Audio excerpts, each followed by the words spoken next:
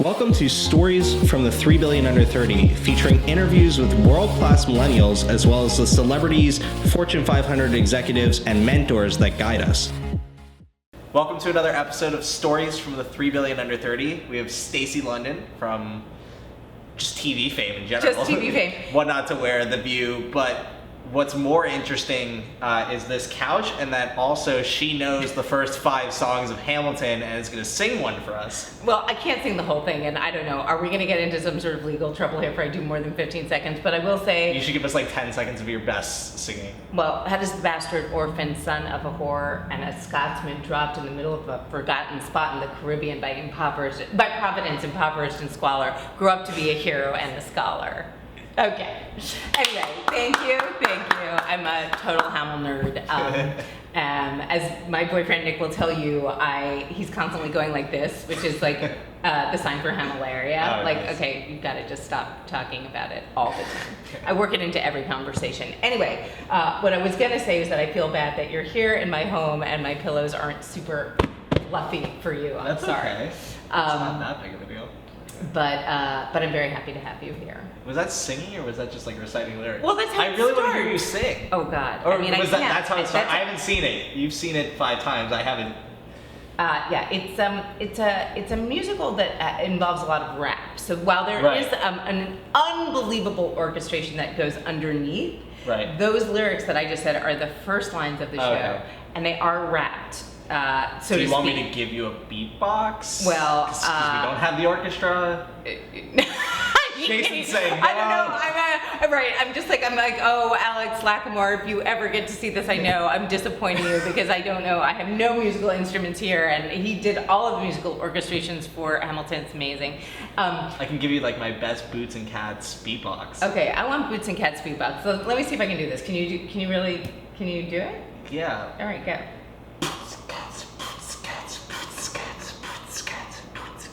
Wait, that's how you do it? Boots? Yeah, just keep saying Boots and Cats, and it sounds like you're beatboxing. Okay. Wow, I've never beatboxed before at all. But anyway, it does actually go a little bit faster. So, how does the bastard orphan, son of a whore, and a Scotsman dropped in the middle of a forgotten spot? I wrote an article called "A Culture of Extraordinary," right? Which was really about the fact that I watched the fashion industry completely morph from being this like exclusive world that was owned by print and run by, you know, the kind of print mafia, into, you know, the public or the general public having a much kind of better understanding into this like key, you know, at least like some sort of keyhole view into the world of it because of shows on television like What Not to Wear and Project Runway and Queer Eye. And that whole era was about creating a way for fashion to be accessible to real people, but not just accessible. Like, it was this idea that if you weren't young or rich or skinny, you couldn't have style. None of which I believe, right? But that's like very different from separating it from the industry fashion, which is really an industry that's built on insecurity. Like, unless you buy this jean, you're not going to have the hot girlfriend. You know, I mean, like, there's a whole sort of psychology that goes along with it. And then sort of, you know, I quit What Not to Wear. And when I quit, it was very weird to kind of come up, you know, and kind of like hit the surface of the water after kind of being underwater for so long and not even knowing what the hell a blogger was, really. And noticing that bloggers were getting more and more attention with, you know, being quite young and working in a medium that I really didn't understand. And digital is still something that I am trying to figure out on my own. We all are. Right, I mean, it's the Wild West. We will continuously feel like that. Right, and it's like, you know, but it's like, think about how many channels you have available to you on television, right? I mean, you know, we're talking thousands now. If you have premium cable, you're like so, you know, plugged in. But then, you know, exponentially, digital gives you so many more options that in a way, the purpose of what I was doing in reality television no longer exists. So it's like, I look at myself as kind of an endangered, if not extinct species, because the how-to expert doesn't really have a place in television anymore. You don't go to television for how-to. You go to Google and you or you go to YouTube. Right, or you go to YouTube, Actually, exactly. Like our other producer, Roberto, he built his entire brand on a how-to YouTube channel to teach other YouTubers and other creative entrepreneurs how to grow a business, how to make money. Wow, that's fascinating. So maybe I should watch We're starting with graphic design and then shifting into that. Have you been recording all this? Yeah. Oh, great. Yes! Okay. No. Wow. Give me a hug for that one because you were mad at me before. No, so like we started doing this with some guests where he just flips it on. That's good. Because we get really good shit. Yeah. And then so I got mad at him earlier. Well, look, I mean, this is the funny thing is that I've been working on this article for Refinery 29, and I started it by saying, like, I used to be the youngest person in every single room, like you, right? I used to be that kid who was like I'm precocious. meeting younger people than me, and it's like weird. It is weird. You think it's weird. I'm 27, and when I was your age, I was the one that was in like entrepreneurial think tanks and stuff like that, and was just like, oh, I'm so young. Now it's like, oh God, they're so young. Right, they're so young, and I mean, I don't even know how. Listen, to me, like you, basically, both of you could be my kids. I'm 47 years old. No, like you're not. I am. I know. I read your. I know. And well, I'm incredibly proud of that because I love when people are like, "You don't look your age." I'm like, I know. You really don't. But thank you. But at the same time, I'm like, why am I saying thank you? I've earned all 47 of those years. I worked my ass off for them. I'm like very lucky to be here, and my whole thing about it is that I was always the youngest person, and now I'm generally by far the oldest. Mm-hmm. And there are a lot of reasons for that. There's the reasons that have to do with the fact that I'm looking at myself, and I've talked about this on podcasts before, but how I am the first generation that was raised by frontline feminists. I'm the first generation of women that did not have to get married. I'm not financially dependent on anybody. I'm not emotionally dependent on anybody, and I was sort of taught not to be. Yeah. My career was always my first priority. My education was my priority. My career was my first priority. And I, unlike a lot of my contemporaries who managed to do both, could not really get my head around the idea of a personal life that I could devote myself to and a career that I could devote myself to at the same time. I never saw that as like a possibility because I always felt like I'd suck at both if I tried to do both instead of just trying to do one well. And I never really saw myself as that girl who was like, I'm gonna get married and have kids, and all I ever wanted was like a white picket fence. Not that there's anything wrong with that, I just never thought I was that girl. And I was engaged once in my early 30s, and that was like, oh my God, maybe I am that girl. Maybe I'm totally normal, and I'm gonna be that girl who gets married and has babies, and I'm gonna have a wedding and a dress. And then I was like, I can't get married in white, I don't feel it, and I wanted to get married in emerald green and carry white calla lilies. And then all of a sudden I was like, I kept putting off like the date, and I kept putting off all of the details, like maybe looking for a venue or who was gonna marry us or anything, when I realized like I probably didn't want to get married, and that's why I was stalling. So there's that, right? And then I realized that all of my friends who did get married and who did have kids who are my age, I had less and less in common with. So my friends started to get younger as I started to get older, because I wanted to be around people who were single, who were interested in their careers. And I, love my friends and I love their kids, but there was only so long that I could talk to my friends about a gymnastics meet that their daughter had just gone to, because I don't have kids. So there's only so much you can hear that from somebody else without realizing like you can't really relate, right? I've tried to do the complete opposite. So, like, I spent my teens hanging out with people in their 20s, 30s, 40s, 50s, because they could teach me a lot more than my peers at the time. Oh, that's like interesting. in high school. So when I hang out with Craig, Sarah, you, Nick, like the people that introduced me to Craig and Sarah, like the Neil Strausses of the world and Evan Pagan, like all these people were the people I hung out with the last 5 years, and that's why I can even do or think about half the stuff I think or do, because it's all coming from influences that are way more mature, way more experienced. So I actually think there's a really interesting like intergenerational piece here. Right. Well, for me, there really is, because I think that, and this is sort of what I was getting to with digital. Digital really does belong to this much younger generation that are shaping the digital landscape because it is a medium with which they're comfortable. I mean, television is going to die just like print did. But at the same time, if you're young and you're digitally savvy or you're technologically savvy, hanging out with older people can teach you about, or older / more experienced can teach you about how to scale a business and how to turn your digital skills into something that actually does something in the world. Right. I mean, I don't disagree with that at all. What I would hope is that there's also a way for me to take what I know about life and about business or about branding or anything and have younger people teach me how to translate that into something that's meaningful to them now. Because I don't see many millennials like tuning into TV, right? I mean, that's not really. Most of the people that I know who are under 40 no longer have a television. Why, when you have a computer, would you need one, right? Right. It's a very different medium. Digital, here's the thing about it, is like you can't just post once a day if your business is digital.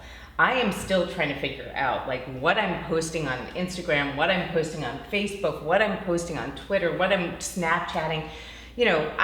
For me, I find that all exhausting.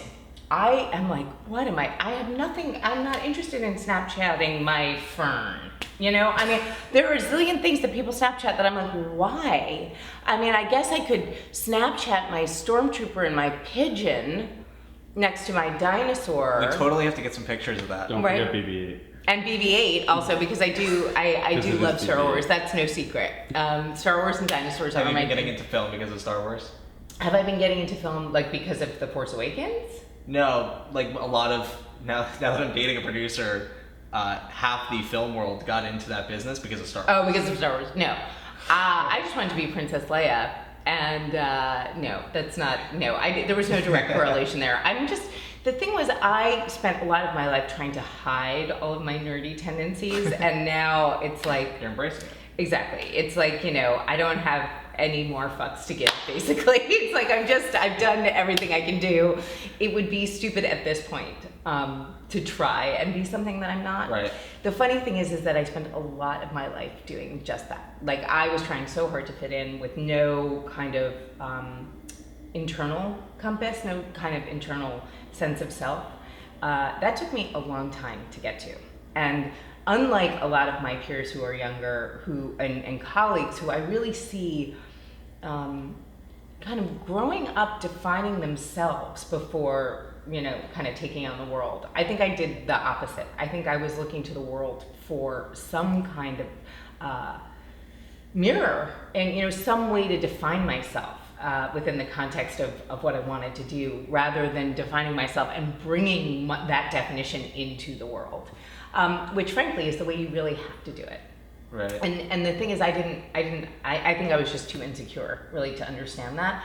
I didn't really feel like I had a lot to offer. I was afraid of authenticity, and now that word is like bandied around. Right. Now it's like authenticity. I'm like, please, that's not authentic. You're probably not authentic if you use the word authenticity. Right. If you use the word authenticity, you probably are not authentic. Exactly.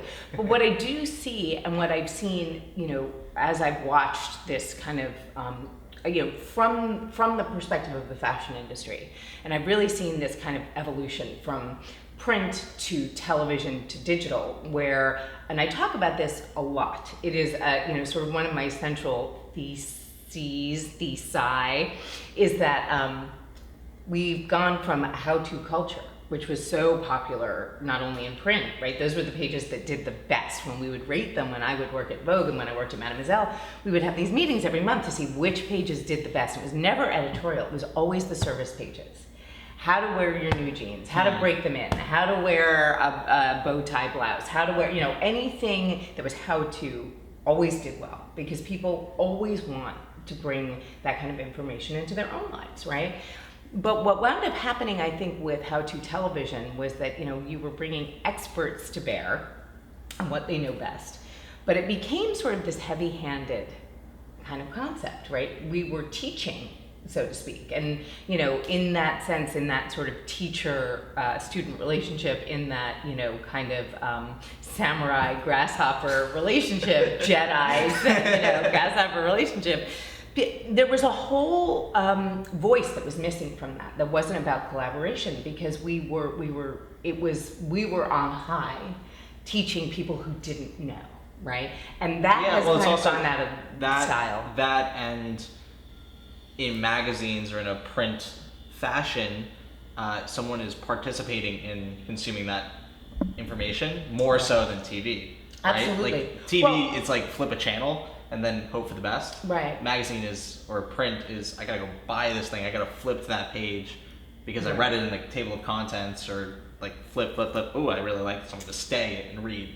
Sure. So it's just a different consumption. And I think that there's it is different consumption, but I would say it's more similar. The consumption of television is more similar to what you're describing in print with an older audience, right? They'll look at the TV guide and be like, oh, I want to watch that show, or I'm going to record that show, right? You don't have that kind of interaction at all when it comes to digital, because you can have actual interaction, right? It's not like me talking to my television screen because whatever I'm watching can't hear me. That's why all the how-to stuff is blowing up on digital and leaving print. Leaving print for sure, and definitely leaving television. I think there's a reason that we're sort of in the golden age of scripted television, because what television's Not major the first person function, to say that this week to me. Well, it's true, because television's major function right now is entertainment. It's not about, I think, reality had its moment, and I would say, I'm very fortunate that What Not to Wear is a part of that moment. But in truth, reality has nowhere to go, right? I mean, things are getting crazier and crazier. We had the Honey Boo Boo moment. We have little people, and we have 600-pound life people, and we have psychics, and, we have Real Housewives. I don't know how much crazier it can get, unless Honey Boo Boo was to go and shoot a Real Housewife. 2016 presidential election. Well, that's it. That's it. That's the mecca. That is the mecca. Reality TV. And I will tell you, it is the mecca, because watching both conventions, I was like, I can't bear the fact that I can see through it all. I want the majesty of a convention to mean something to me, but I'm just like, God, they really produced that well. That lighting's really good. Oh, that music, they repeated themselves twice. Like, why didn't production catch that? I'm watching it as if it's a reality television show being produced. I'm so cynical. It makes me so sad. I mean, obviously this is not the easiest election in the world to watch, so maybe, focusing on those details just makes it a little easier for my brain to bear it. But it's true. That's exactly what we're talking about, is like reality now is how crazy reality is. Those stakes are a little bit higher than the Real Housewives or What Not to Wear, and whether or not somebody does dress well or doesn't dress well.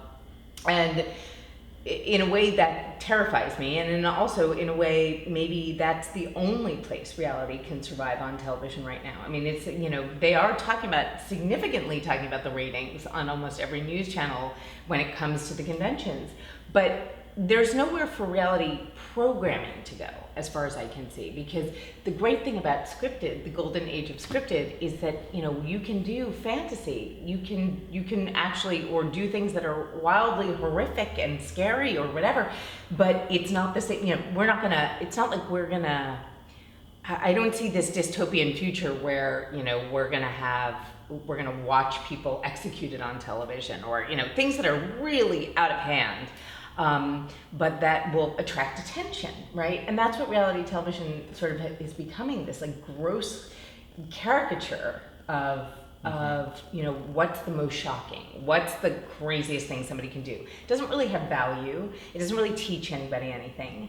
I always felt like I could hold my head up high when it came to What Not to Wear, because not only were we were trying to be entertaining, but we did also educate people. But more than that, there was this incredible emotional response to the idea of lifting somebody up, not breaking them down to break them down, but to break them down in order to kind of see them, what they can become, right? And also not only or what they are, right? To really be able to take a look at themselves, and also be able to say, this is where I'm stuck. I'm willing to take this help if it actually, kind of forces me into the life that I really want. And that became something that I was really proud of. you have that to some extent, I guess, still in digital, but even that is not the primary purpose, right? I mean, with digital, it's about interaction, and it's also about getting to the people you want to talk to and having this conversation with them. You're not getting conversation from them. You are actively participating. Right. So when I get tweets on Twitter, if somebody says, how do I wear this?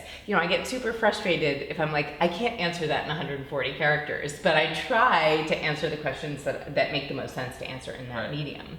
I'll try to give people sort of a peek into my life on Instagram because that seems to be the best forum for that.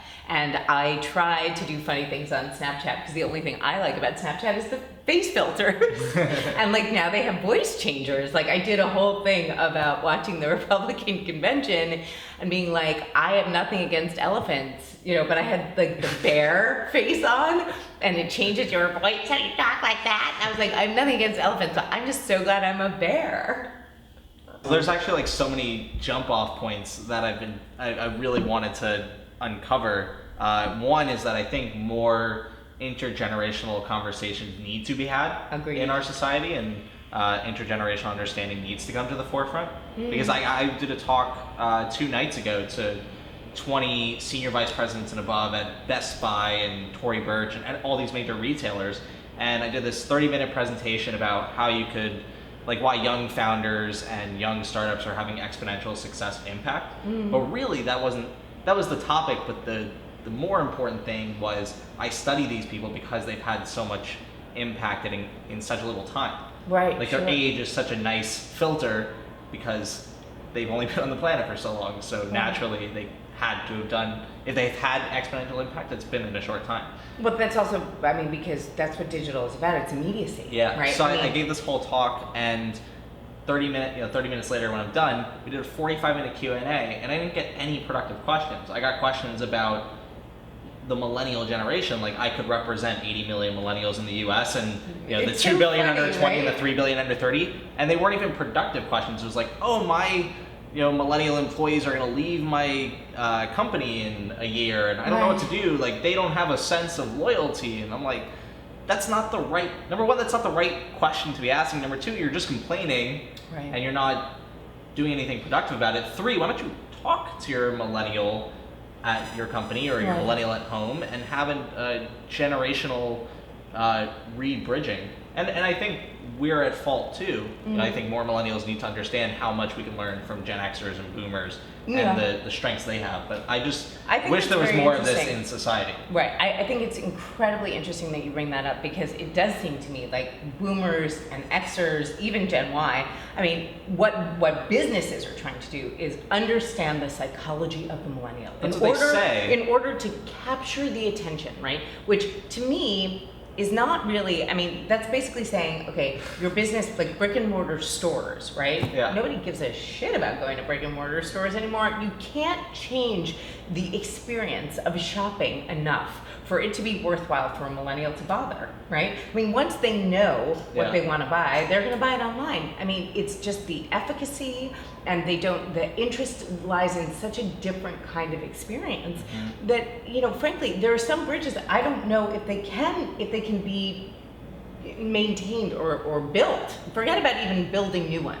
I don't even know if we can maintain the ones that we have. I think some of them kind of essentially are going to burn because we are talking not just a generational gap, we are talking about sort of the biggest change in technology use and consumption. Because everything after this will just be advanced digital. Exactly, but that also changes the way in which we utilize and perceive time, right? If you think about that, that's something that's a very hard bridge to get. I totally want to get to this.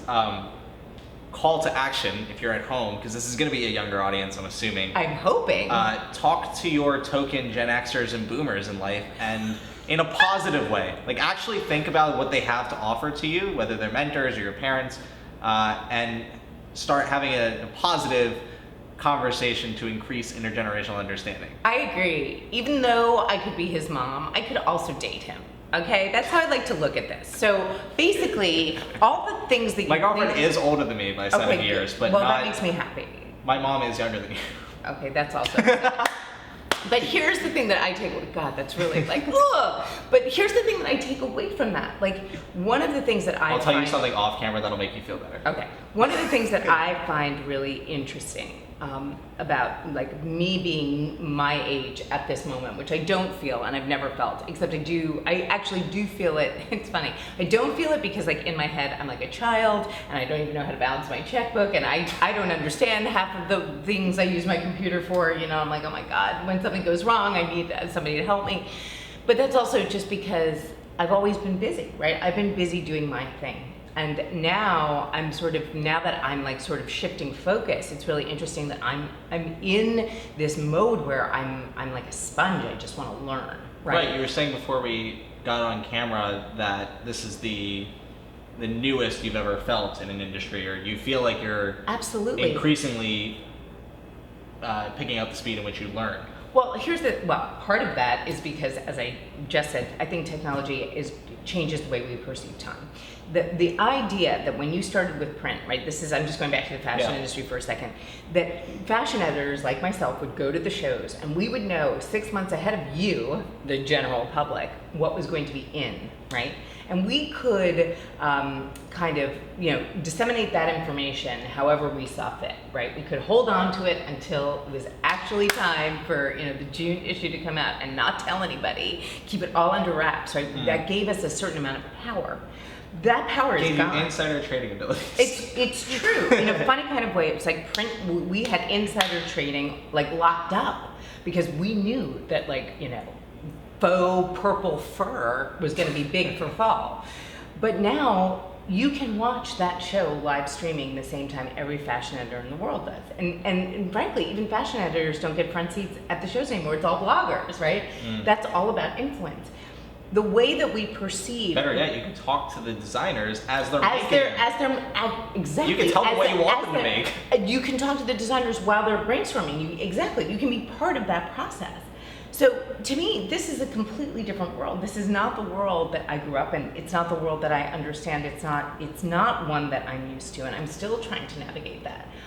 Soon they're going to put a VR headset on someone, and then before they walk out after you change their outfit and what not to wear, they're going to be able to feel the perception of other people in a new environment. That's insane. I mean, that's like way over my head. But outside of a TV show atmosphere, I think you'll be able to go into a retail setting, put on a VR headset. It'll be able to, take maybe a VR headset plus like a body scanner. It'll take your body measurements and then haptic feedback to know how you'll feel the sensation of the clothes on you. Plus, you'll be able to put yourself in an outside environment to see, or like a simulated environment to be like, I'm at a concert. Right. I'm wearing this. And this is what it looks like when I go to a picnic. This is all going to happen. Right. And I don't doubt that. But then, not only will you not need me in the same way, right? You're going to need humans for different things, right? So my expertise is basically irrelevant. And that's the funny thing, is that you spend your life, or, traditionally, you would have spent your life like building up this kind of, amazing expertise, which is no longer at all relevant. You're applying it into different ways now. Right. As far as this was one of my big realizations, was that I was like, wow, here I've been on television for 15 years, none of which is super relevant. And I think that's the bigger question, is that boomers and Gen Xers and all of these people who own companies or have senior positions and they're trying to understand the minds of millennials, the really interesting thing is that they are actually kind of barking up the wrong tree, because they're using their old methodology to talk to a completely different brain and a completely different type of world. So for me, it's fascinating, right? And not only is it one thing to be like, oh, I'm a dinosaur, I don't actually feel that way. I feel like, wow, now I really am a kid again, because I have to go out and learn like a whole new way to navigate the world. And my previous skills may or may not follow with me, right? So that's just about having an active and open mind, in my opinion. How do you go about, since you've gone through it relatively recently, how do you go through that process of reinventing yourself? Well, how did you think about that process? Well, it's interesting. I have not. It's funny. It's more that I'm at the stage where I'm understanding that reinvention is necessary. To say that I've completely reinvented myself, I think would be would be the wrong way to But I look think at the it. understanding is important because we're going to need that over and over and over and over and over again. Of course, adaptability and adaptive energy. How do you think of that? How do you set yourself up to even have those reinventions? Well, I think that the first thing, honestly, is that you have to forget about your ego. That's like the most important thing. Is like I can say, wow, I did all of this stuff. Look at how impressive my resume is. And then I can turn around and be like, so what? It has nothing to do, and this is something that I used to think a lot. I mean, the idea that, you get to work hard and you get to some level of success doesn't mean that you're done, right? Yeah. I mean, the only privilege that I truly understand that comes from hard work is that you get to work harder. And that's really the only privilege. And if that's the case, then I have to take everything that I've done. And I don't know if this has been true. It certainly hasn't been true in the last, let's say, 3 generations, right? I would say that boomers, Generation X, Generation Y, they've all had sort of tectonic shifts, but not to this degree, not at this level. And it seems really important to me to kind of understand where we are. No one really knows, as you said, like what's going to happen with digital, how we're going to optimize digital, how we're going to make the most money from digital. I mean, I think that people are really starting to understand that. What is clear to me right now in terms of content is that people are trying to figure out how to incubate ideas on digital, which I think is very smart, rather than kind of going to the old formula of television where it's infinitely more costly. Even if you test something, either it has to do well right away or channels won't commit to it. Pilots are expensive. Pilots are expensive, even if they order a series, 6 to 13 episodes. They will, that's incredibly expensive to find out something doesn't work on digital, to find out. And also, that's why now YouTube stars are becoming, like, not only is there crossover, I don't know that YouTube stars will do as well on television as they do on YouTube. It is a different medium. Like and if you and requires Michelle different Pham walked skills. into the same room, the 15-year-old girl in the room would run to Michelle. Yes. And then her mom or her grandma would run to you. Yes. Now, strangely, I and would then say, the parent and daughter or son they'd be like, Mom, like, don't you see that Michelle's here? And the mom would be like, who cares? I can't believe I'm meeting and same, vice versa. Right. I get a lot of that, but I get a lot of it. What's strange to me is that I still meet young girls, like, under the age of 18, who, for whatever reason, I mean, What Not to Wear ended in 2012. They watch repeats, they watch it online, they buy it on Netflix. There is something about the idea of the show that has resonated with mainly women, but I would say has resonated with all ages, so that I have 80-year-olds coming up to me and 80-year-olds coming up to me. That's not typical, right? What is typical is exactly what you're describing. But it's like I didn't know about these guys who were like such hot Vine stars, and we had them on The View when The View was like doing a Vine star every week in an effort to kind of bring in a younger audience, which I was like, I don't even know how this is going to work. And for one episode, we had 13-year-old girls filling the audience because these 2 kids were on, and I was like, are they from One Direction? No, they're Vine stars. I was like, what is a Vine star? Yeah. So it's fascinating. I don't even understand that medium. I don't understand that medium. Most people as don't something even realize how hard they work too. Right, how hard they work Like in editing. I've started meeting some of them because a few of them are featured. I wouldn't say Vine stars, but I have a few Snapchat influencers, YouTube influencers, Instagram influencers, Facebook influencers in my next book. And then, like, one of my friends who runs a company called Futurism, big media company. They have over 20 million likes on various channels. His brother is a gigantic Vine star, and so I'm like, so I chatted with his brother, and I was just like, tell me about your process. No, the process. And they're like, oh, we had to shut down 2 channels on social because it took so much time to make content for these 2 that we couldn't do it in a way that was smart.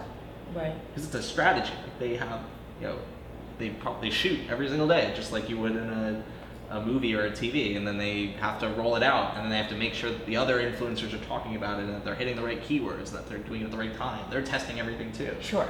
And, you know, I mean, look, this is just the same way that, like, filters started to be this thing on Instagram where you're not looking at real life, you're looking at somebody's highlight reel. Like, everybody, you know, starts talking about this. And, you know, one of the things that I have cautioned young women about is this idea that, you know, it's like using Facetune on every selfie is a little bit dangerous because you're turning yourself into something that you're not, which is this kind of sense of, you know, this ideal of perfection, which I think does have a damaging effect on the other women who will see this and think that their lives don't match up, right? They don't live up to the same kind of great expectations. So a lot of these influencers, I think certainly on Instagram, but all media channels do have a kind of responsibility to talk about the fact that what they're doing is a strategy, is sort of like having a publicist, right? You know, you show what you want to show and you don't show what you don't want to show. It's not real. It's not real life. Mm-hmm. You know, you would have to be with somebody 24 hours a day to really understand who they are. If you are creating a persona out of social media, that's one thing. That is like being an actor, right? It's like, I'm not saying it's not a profession. I'm not saying you can't make money from it.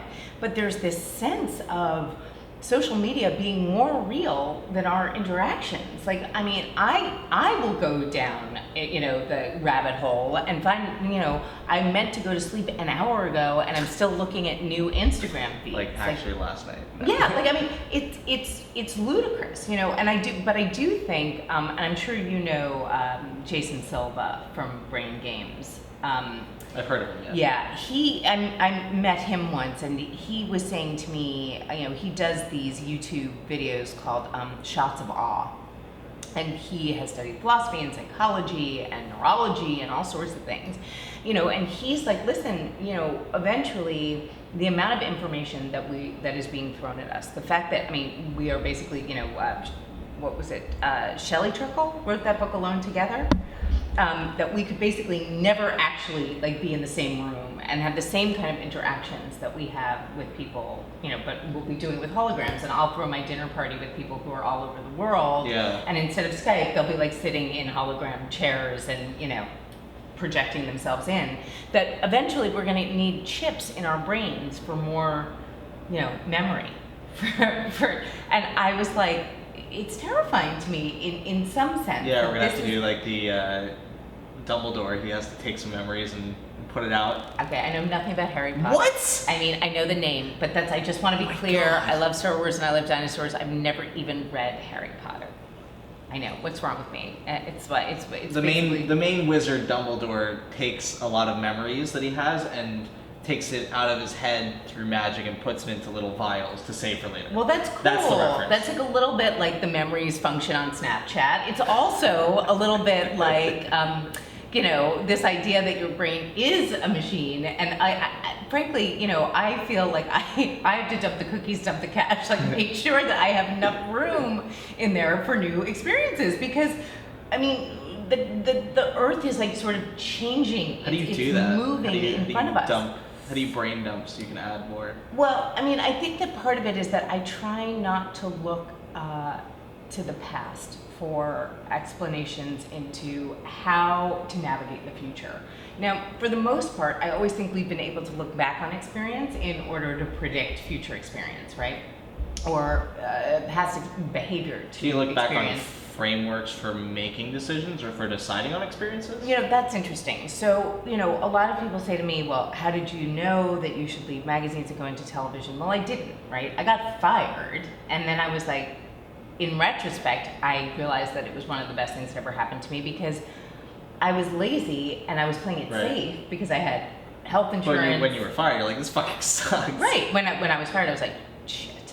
And also, it was a blow to my self-esteem because I'd never been fired and I, you know, thought I was the bee's knees. I mean, it was very humbling. But it was also that things do happen if you give them the opportunity to happen.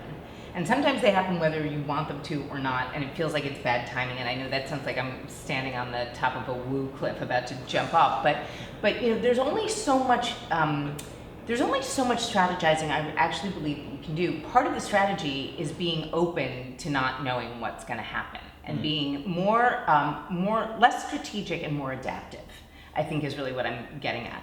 So I got fired and I spent sort of a year floating around doing freelance styling jobs that were not super glamorous, like, things for like high C commercials and banks. I had much more work styling men and children and women of real sizes, not just 6-foot models who weighed 100 pounds. And that's where you got the breakthrough.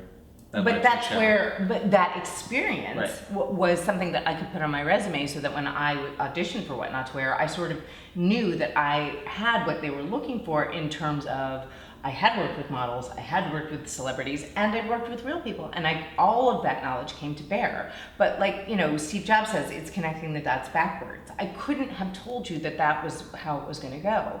So now I'm in the same sort of position. It's not, I don't feel quite as lost, right, as I did when I was 30 and I got fired and I had to sort of figure out what I was going to do with my life. Now I'm trying to figure out how to make television relevant. Like, that to me seems to be like the biggest challenge, right? Is it that television Why make can't it relevant be? at all? Well, because that's the medium that I have been successful on. Doesn't mean I can't find a way to be successful on digital, but what it means is I am definitely looking at the mechanics of television. Who's watching and who could watch, who might watch, right? And then I'm looking at the mechanics of digital and why you can get a zillion clicks on something and it doesn't matter, because there's so much information that you can click, you can read an article, you can watch a 3-minute series, and it doesn't mean that it will gain traction. Because when you have that many choices, you run into the paralysis of choice. So what I want to do is take what's great in digital, right, about all these kind of inventive formulas that don't require a lot of money, that you can think outside the box, literally and figuratively, of television, and find a new audience to speak to. Like, that doesn't mean that I would love to talk to more millennials, because I want to know what interests them. Any TV show doing exceptionally well at this right now? In reality, I don't think so. I mean, maybe Ridiculousness. Have you seen that? Yeah. I would say that television show has like a true following. There aren't that many reality shows that I can think of that are doing as well as that, and certainly not in a younger demographic. One of the things that I think about is that this sort of opens up so many cans of worms. I mean, this is a much bigger conversation than just the one that we're having, but for me, it's to find the touch points of television that are of interest to people, whether it is solely entertainment, where even as you said, our election is just entertainment. It's like, how do we separate those things? And then what's so great about digital, and who on digital is really killing it, entertainment-wise, or how-to-wise. What is it? Is it just that our attention spans are less, so we are shorter, or are being sort of diminished because with social media and so much coming at us, we don't want to spend more than 30 seconds looking at something, right? I mean, this is why something like Vine can do well, because our brain just doesn't care about anything that lasts more than, 9 seconds? Something short. Something very short. So, if our attention spans are shortening, then how do you get the most bang for your buck, right, if you're trying to keep somebody's attention? So these are the questions that I'm asking. Whether or not I'm going to be able to do that on a television platform, as television becomes less and less relevant, or find a way to get my audiences to follow onto a digital platform, I'm trying to figure that out. I would love to have, like a sphere of influence among women my age, and we all do like a meetup on Snapchat. But most women my age are not following Snapchat unless they're checking up on their kids, right? So to bring that to bear on beauty tutorials, fashion tutorials, well, what's the most you can say about a style in less than a minute? These are all things that I'm trying to figure out. And whether or not any of that's possible, or, what are the things that would be relevant? What are the things that would be interesting? What are the things that do best on social media? Oh, well, BuzzFeed seems to have cracked some amazing code that if you put an animal on, for 5 seconds, it's really small and cute, it will get a cajillion, likes or clicks or whatever, views. How do you navigate something like that and put it on television? Are we going back to America's like funniest home videos for TV? You know, is that what digital is doing best? Mm-hmm. And that's why ridiculousness does well. Right. Is there know, new metrics we can perhaps put to TV? Because it's always been Well, views for and sure. or ratings, but maybe those aren't the best metrics. So they're not the Like, best metrics. Like the Nielsen especially if you're ratings. selling stuff, then Exactly. the sales coming the sales through coming through would the make actual- a huge difference. Right. Absolutely. Which you'll also start to see is what is happening on television. I mean, shopping channels are, you know, doing incredibly well. QVC, HSN, even Shop NBC, these were channels that were developed because they realized there's a hybrid to be had. Now that the brick and mortar shopping experience isn't necessarily what people are looking for. Mm-hmm. So there's an entertainment aspect to the whole idea of shopping as a sport, you know? And it's not a spectator sport. So you've got to figure out a way for television to have some sort of interactive process Right. to it. And you know, I think that's incredibly interesting when it comes to commerce. But then there's this idea of fashion is entertainment, whether it was that you were buying magazines or you want to see Man Repeller and what she's up to every day on a blog. You know, I think that there's a lot in terms of what's possible. What I do feel like was that television was entertainment, right? And in a recession, television was an essential that you didn't get rid of because you needed a break from Yeah, I don't think reality. it's going to go away, because if you're online or you're on your phone, you have to select the media that you want to Mm-hmm. consume, whereas it could be fed to you and you could be more passive in an entertainment capacity with television. For now. Same. I mean, yeah. I think that will change. I think that Well, you it will be brings up- able to be yeah. as passive because once we have this much content, Sure.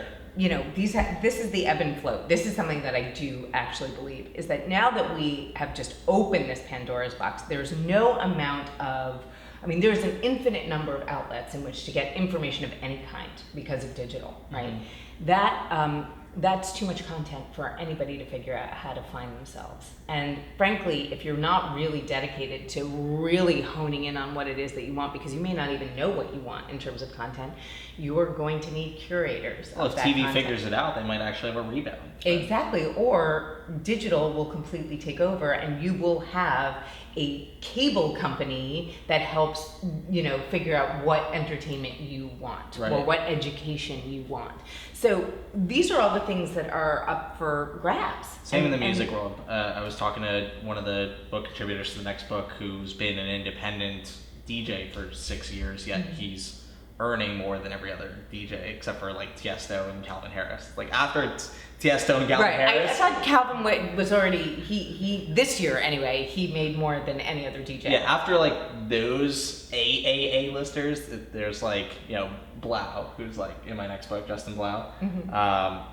He's been independent for 6-7 years, but making, you know, millions of dollars. And I was talking with his manager about radio, because they like can't get on radio because they're independent. Right. It's so hard, and his manager's like, yeah, radio's not going to go anywhere for 10 or 20 years because you don't have to select what you want to listen to on a streaming platform. You can Sure. go in your car and it's fed to you. But look at Apple Music. I mean, there are Eventually it'll make the algorithms, change. right? It will make. I mean, I think that this is the thing: is that digital. There's just you can't. I'm not sure that any of the mediums that we have like literally had for however long since their inception, right? They do look like almost artifacts to me now. You know, like we're gonna look back at them and, you know, we'll have the flat screen TV hanging in a museum as that thing that was invented.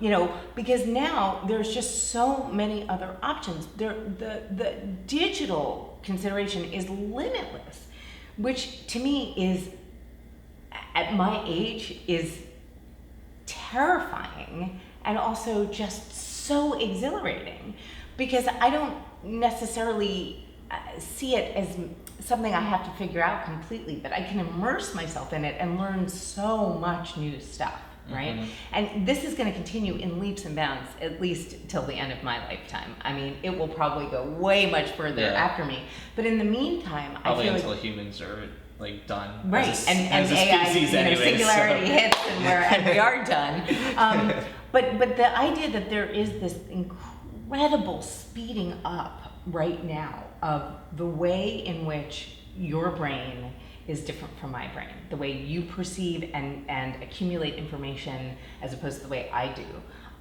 That's a big gap to fill. That, again, just to kind of tie up, loose ends here. It's why intergenerational kind of communication is so important, because it is literally like we are teaching each other a different language, right? And we need this kind of mutual language in order to be able to communicate at all. And I think that this isn't just about what we find interesting. This isn't just about education or entertainment. It's also about this kind of emotional connection that humans have to each other. It's very hard to have if I'm asking for tissues and you're giving me toilet paper, right? I mean, it's vaguely the same thing, but it's not exactly the same thing. And that's why it's so important that there's at least some place that we can figure out, what it is that we're doing as in terms of humanity and not just in terms of generations, right? There's got to be something that kind of binds us all together and common ground, so that you're not talking to a bunch of, SVPs and COOs telling them, how to think about, their companies in terms of millennials, and they're looking at you asking and complaining. They're telling me to go back to college. I'm like, right. your company's not going to be around in 5 years. Exactly. You're going to lose, or your company's going to be around, but you're going to lose hundreds of millions of dollars. Right, and that's the best case scenario. I mean, in a lot of case scenarios, I don't think those companies will be around in 5 years. They won't be needed, right? There are so many companies that literally just cannot survive this kind of revolution.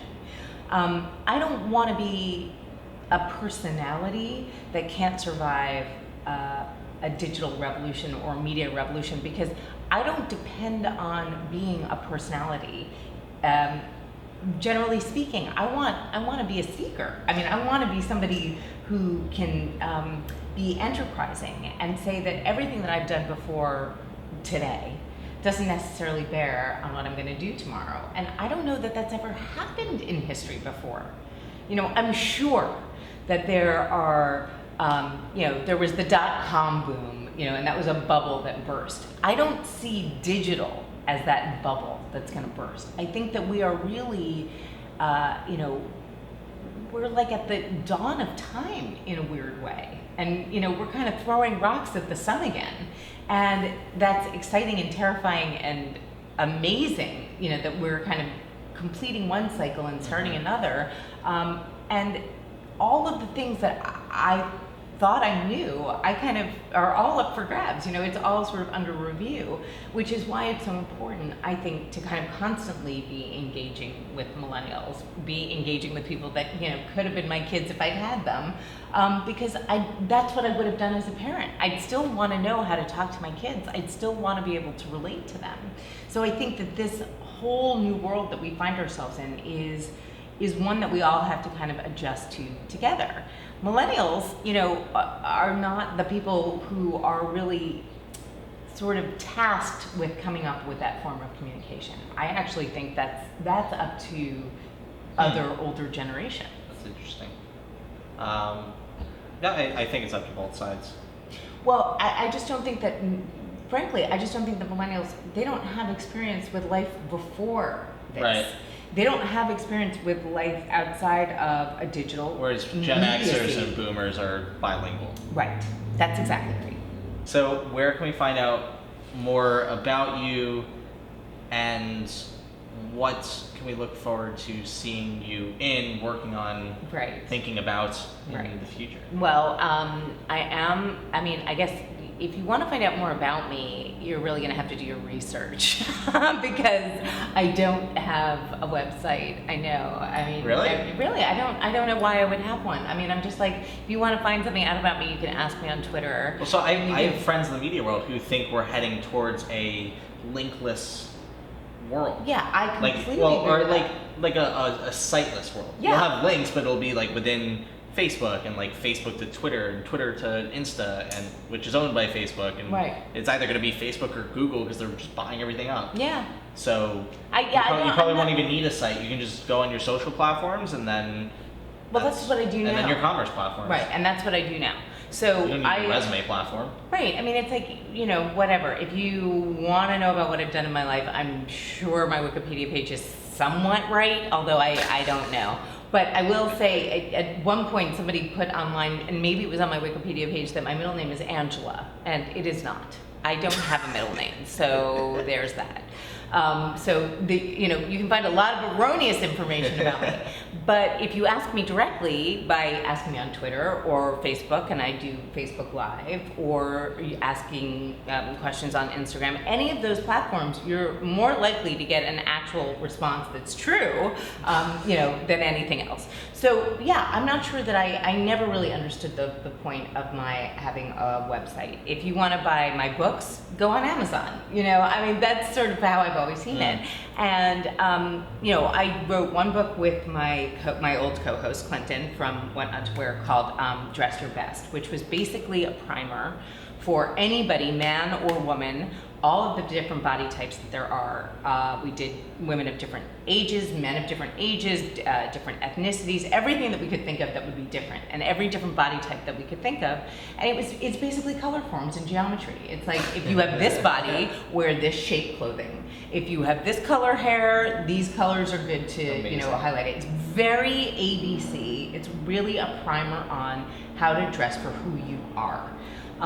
The second book that I wrote by myself is called The Truth About Style, and that is much more of a slight memoir. It's a lot about my growing up and what that was like, with a lot of insecurity.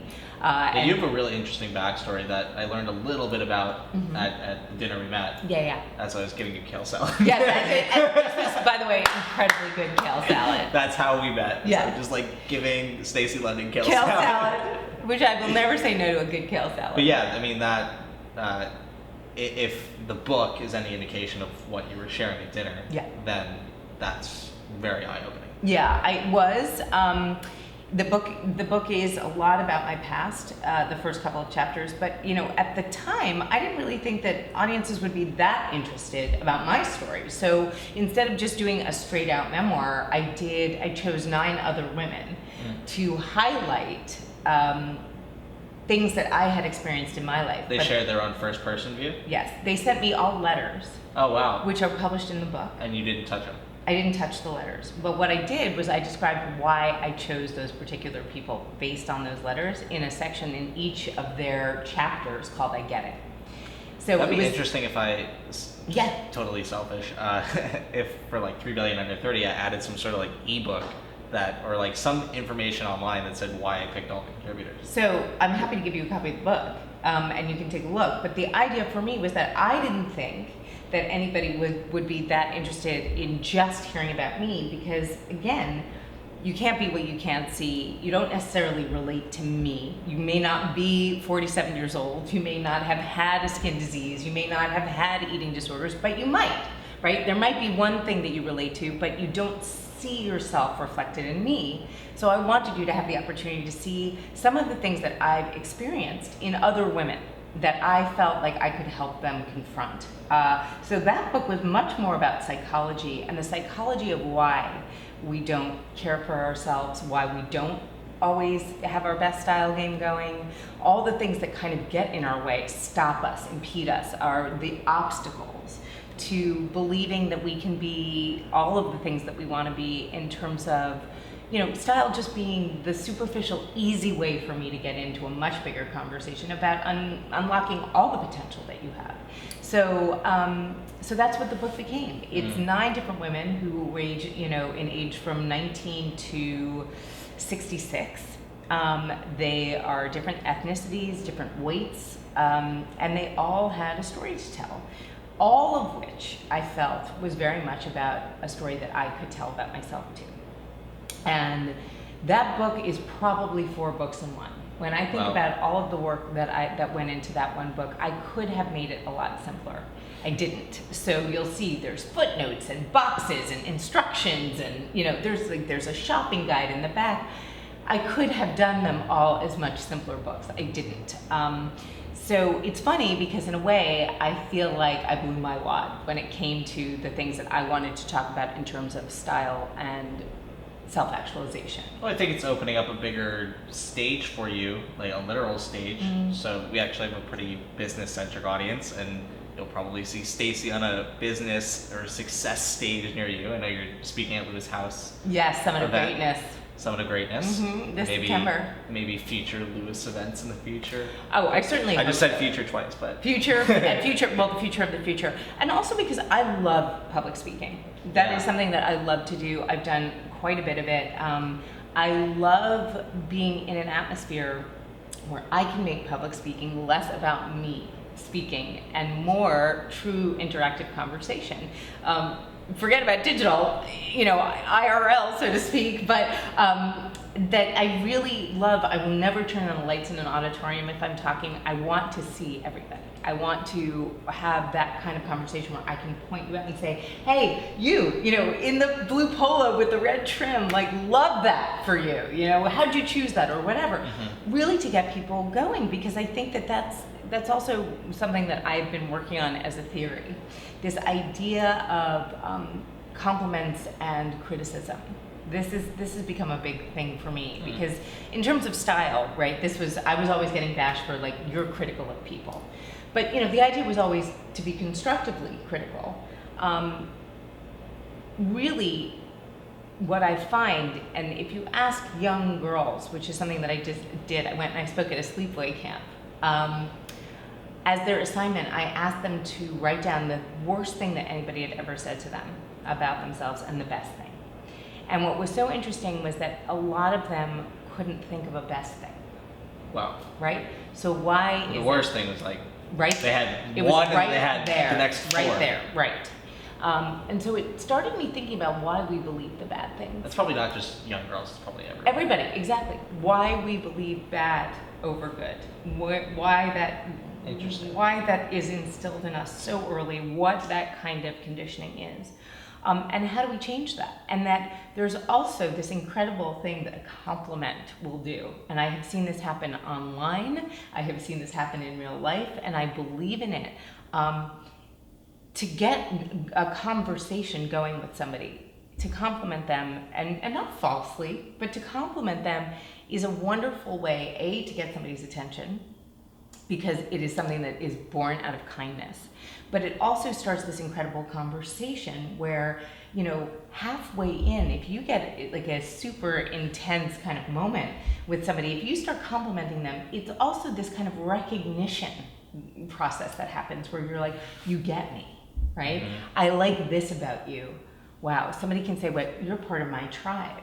And that's some of the mutual ground to build on. Exactly, and that can also intensify into a real, true sense of intimacy that kind of cuts away all the other crap. So that's something that I've been spending a lot of time thinking about as well, because I believe that if we're able to find a way to communicate in that sense, then we cast this much larger net in terms of not sort of you and other, but these kind of groups of tribes of how we identify the people that we want to be around and have in our lives, and that we can do that with sort of much quicker and efficiency than we've ever been able to do in the past.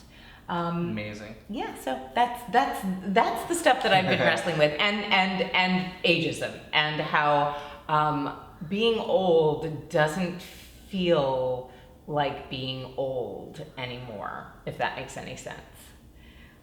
Well, if I can give you a compliment, it's that there's been a gazillion jump off points to this conversation, meaning you're so interested and interesting about so many hot topics that we could have talked for like 2-3 hours and like kept going off into different points. I know. Well, there's a lot to talk about. Yeah. Thank you very much. I just enjoyed this time, and I really appreciate the It's compliment. flown by. Right, it has flown by, but it does also make me realize a couple of things. Like, our interests are not dissimilar, and what you are trying to do and the things that you're trying to bring to the world aren't dissimilar from the things that I want to be able to bring to the world.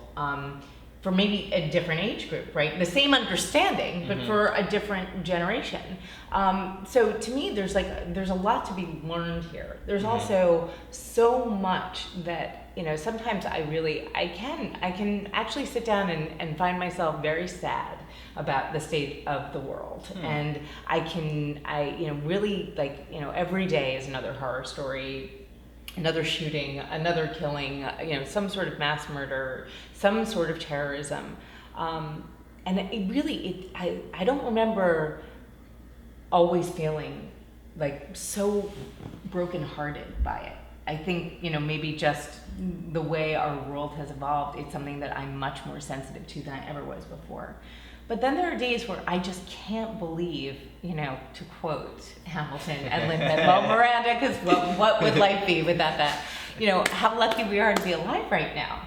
Like, in all honesty, like, this is, you know, the most incredible time. And it's also an incredible time because I don't feel like there's ever been this need or this sense of a need for so much intergenerational communication. It would be so sad if it wasn't something that we were striving towards, like to really, really understand kind of intergenerational context and conversation. So, you know, there are a ton of jumping off points, and we've sort of been, you know, running around and talking about them all kind of in, you know, amazingly, amazingly, and interweaving a lot of complicated subject matter, but that's part of the thing that I think is so exciting, is like we could sit here, we could talk for more than 3 hours, we could talk for days, and I hope that that's sort of what is coming. Like, there will be forums for this, and that there will be, you know, easier, more innovative ways for us to be able to do that because of where we are in terms of technology. Well, give someone a compliment today. Yes!